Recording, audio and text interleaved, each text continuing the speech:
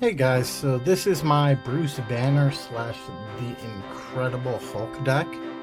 Um, if you've seen my Galadriel video, you know that I like to build set-specific decks. So this deck is only built using Marvel cards. Bruce Banner is really useful because in the early game you can use him to draw you cards, and then in the late game he flips into the Incredible Hulk, which for 6 mana gets you an 8/8 reach trample with Enrage. Whenever he's dealt damage, you get to put a +1/+1 counter on him, and if he's attacking, you get to untap him, and there is an additional combat phase after this phase. So it's really hard for your opponents to block him. Which means he gets to get in for a lot of commander damage very quickly.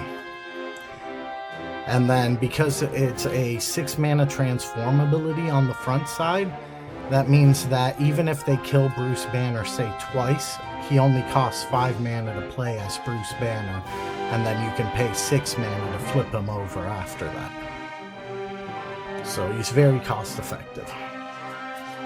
So, starting off with the lands, we've got Surveillance Room and Baxter Building as kind of colorless utility lands, and Baxter Building, being able to make 4 mana of any combination of colors is really useful. Same with the Surveillance Room being able to filter your mana.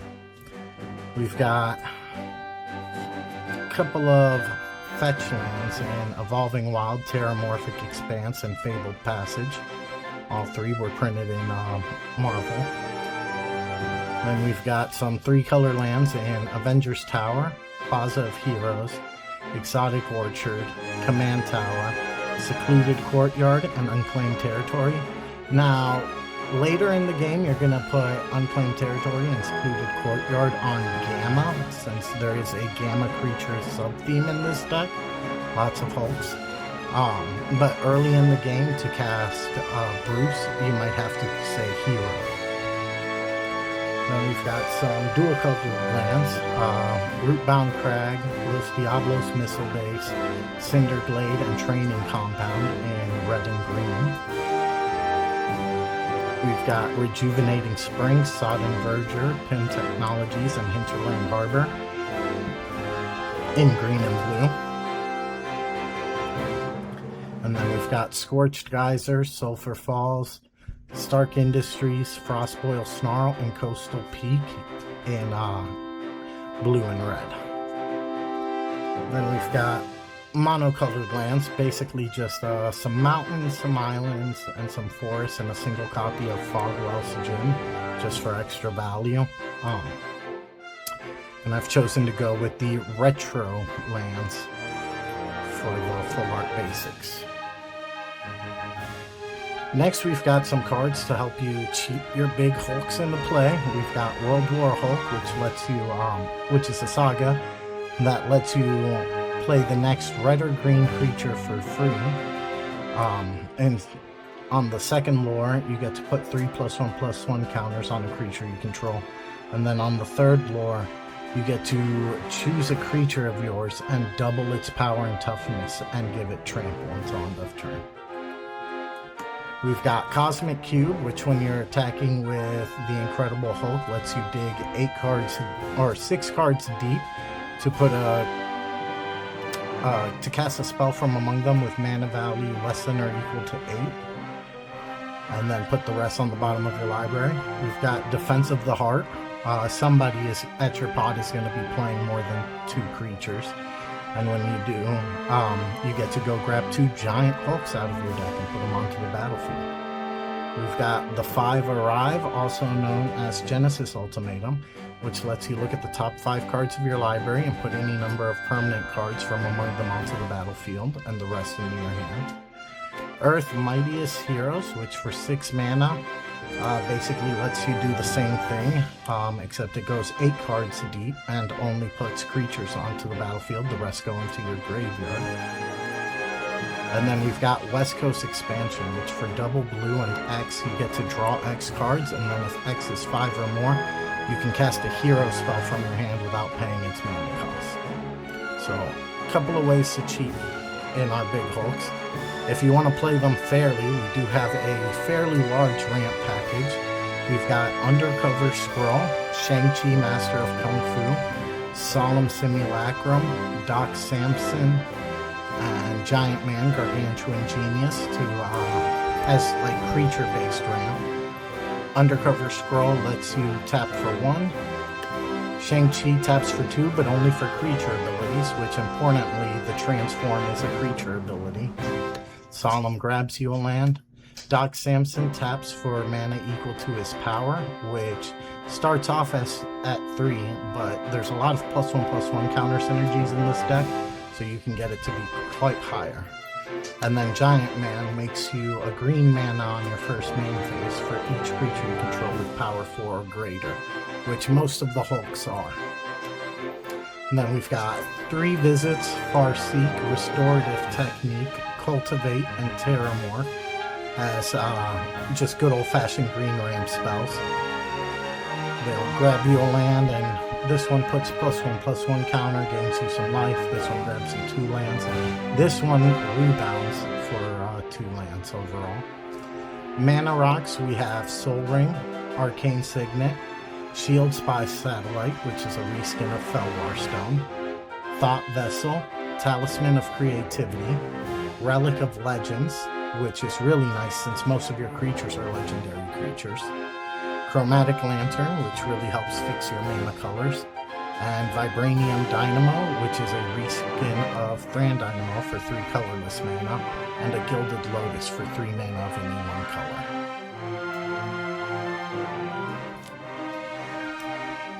Next up, we've got our removal spell suite. We've got Hulk Smash and Hulk's Thunderclap, which in addition to being able to have your creatures deal damage equal to their power to a creature your opponent controls, they can also incidentally kill some artifacts from your opponents, slow down their ramp. And then unfortunately most of the green-based removal in this set is punches, not fights. Fights would of course be better with the Incredible Hulk to trigger his Enrage. But yeah, so deals damage. This one's nice, Colossal Collision, because it also has basic land cycling, so in the beginning of the game, if you just need more lands, you can go grab them. Punishing Punch can cost as little as 1 mana. And then we've got the True Fight spells, which are Go Nuts, Rhino's Rampage, which also lets you destroy mana rocks, Epic Fight, and Fight for the Throne. Now, Fight for the Throne is the only one that's an instant, so you really want to use that one after you've declared your attack. That way you can get the extra combat phase with the Incredible Hulk. But these other ones that are sorcery spell, if you use like the Cosmic Cube to trigger them, which I've done before, you can use them at instant speed. So you can also trigger them during combat to get the extra combat. We've got Team Tactics to give one of our big creatures Double Strike to get in for lethal damage. We've got Seize the Day, which lets you get up to 2 additional combat steps in 1 turn. 4 mana for the first one, and then 3 mana to flash it back from the graveyard. We've got Fury of the Horde, which lets you get an additional combat step, and you can exile 2 red cards instead of paying its mana cost, which can be very clutch. And then we have Fiery Emancipation, which makes it so that if a source you control would deal damage to a permanent or player, it deals triple that damage. Which, with the Incredible Hulk already being an 8/8, to be able to make him to 24 commander damage, that if you block he just gets to beat in again, is incredibly powerful. We've got Blasphemous Act and Raise the Palisade, also known as Raise Repulsor Shields, as kind of pseudo board wipes. Well, Blasphemous Act is a board wipe. The Mass Bounce of Raise the Palisade can fill in the slot of a board wipe, especially since most of our creatures are Gamma, by just naming Gamma. it becomes very one-sided. And then we've got Photon Blast Barrage, which lets you deal X damage, essentially. What it does is it makes X copies of deal 1 damage spell, which is very good at wiping out a whole bunch of troublesome creatures like this. We've got our Gamma creatures here. We've got She-Hulk, Jade Defender, which can power up to destroy an artifact or enchantment, and she becomes a 5/5 reach trample. We've got the Red Hulk, which is a 6/7 reach trample, and whenever he gets enraged and he's dealt damage, you get to put a +1/+1 counter on him, and then he deals damage equal to the number of +1/+1 counters on him to any target. We've got Hulk Gamma Goliath, which is a 6/5 for 5 reach trample, makes the power-up abilities of your other creatures you control cost 3 less. And then for his power-up, you get to put 5 +1/+1 counters on him. Which, remember, the cost is reduced by his casting cost, even if you cheated him into play. So for only an additional, what is that? 3 mana, you get to put 5 +1/+1 counters on him if you do it on the turn he comes into play. And then we've got Abomination, Terrifying Titan. He lets you power up to fight another creature. We've got Professor Hulk, which is a 6 mana 6/6 with trample, and whenever he deals combat damage to a player, you get to draw that many cards. So he lets you draw a ton of cards, especially if you're powering them up or removing your opponent's blockers, etc. We've got Hulk, Always Angry for 7 mana. He's a 9/9 trample, and when he enters, destroys all artifacts. And he has to attack each combat before. We've got Leader, Super Genius, who is also a Gamma creature. If a creature you control would connive, you instead draw a card and then that creature connives. And at the beginning of combat on your turn, target creature you control connives. So good card advantage in that one. We've got She-Hulk, Wall Breaker. It's a 5/5 trampler for 6 mana. Other heroes you control gain trample, and whenever a hero you control becomes blocked, you get to put a +1/+1 counter on it for each creature blocking it. We've got Abomination, Irradiated Brute, who is a 4 mana 4/4 trample, but whenever a Gamma or villain you control deals combat damage to a player, you get to put that many +1/+1 counters on them. So your opponents get hit by a big old creature, and then this guy just becomes huge. He becomes very troublesome very quickly. We've got Brawn, Amadeus Cho. He is a 2 mana 1/1. When he enters, you get to draw a card, and then for 5 mana, you can power him up to put a +1/+1 counter on him for each card in your hand. So he can very easily be 7/7, 8/8. Play him out fairly quickly. We've got Gamma Grotesque. He is a 3/3 Vigilance for 3, and he has Power Up for 6. You get to put 3 +1/+1 counters on him, and then draw a card for each creature you control with a +1/+1 counter, which a lot of our creatures coincidentally get +1/+1 counters, so you can draw a lot of cards with that. We've got Hulk, Strongest There Is. For 4 mana, you get a 3/3 trample, and he enters with a +1/+1 counter. And then at the beginning of your upkeep, you get to double the number of +1/+1 counters on each Gamma creature you control. We've got She-Hulk, Jennifer Walters. 4 mana, 4/4 trample, and for 3 mana, you can sack a land to draw a card and put a +1/+1 counter on her.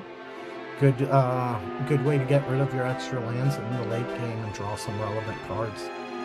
And then for our non-Gamma creatures, we've got Goliath, Mask Manipulator. He's a 2/2 for 2 with reach, and he has power up for 5. You get to put 2 +1/+1 counters on him, and then you draw a card for each creature you control with power 4 or greater, which is basically the entire deck. We've got Kang the Conqueror. He's a 4 mana, 4/5 human villain with flying, but most importantly, he has power up for 8 mana to put a +1/+1 counter on him and then take an extra turn after this one. So another way to essentially get more combats with the Hulk. And then our final guest appearance is by Thor, God of Thunder. Just because we have so many great spells in the deck, being able to hit for damage every time that we cast a non-creature spell is really great. And then we've got some solid utility cards here. We've got Heroic Intervention as a way to save our creatures in case something bad happens. Swiftfoot Boots to give Hulk haste and hexproof, so he's harder to deal with. We've got Call Damage Control, which lets us recur a couple of our permanents from the graveyard. And then we've got 2 counter spells in the deck in We Say We May, which is 2 mana, counter target spell unless it's controller pays 2. But if you do the teamwork too, it makes it 4. Which surprisingly will catch a lot of your opponents off guard. And then Dismissive Denial, which is a 4 mana counter spell, but it does have basically Encycling for 2. So early game, or if you don't need a counter spell, you can just continue your ramp, since you really need a lot of mana to play all these giant creatures. But yeah, this is my incredible Hulk deck. It is built using only Marvel cards. I have a lot of fun playing with it. I'd say it's probably a solid bracket 3, maybe 3.5. One of the downsides or upsides, depending on how you look at it, of doing the set-specific decks is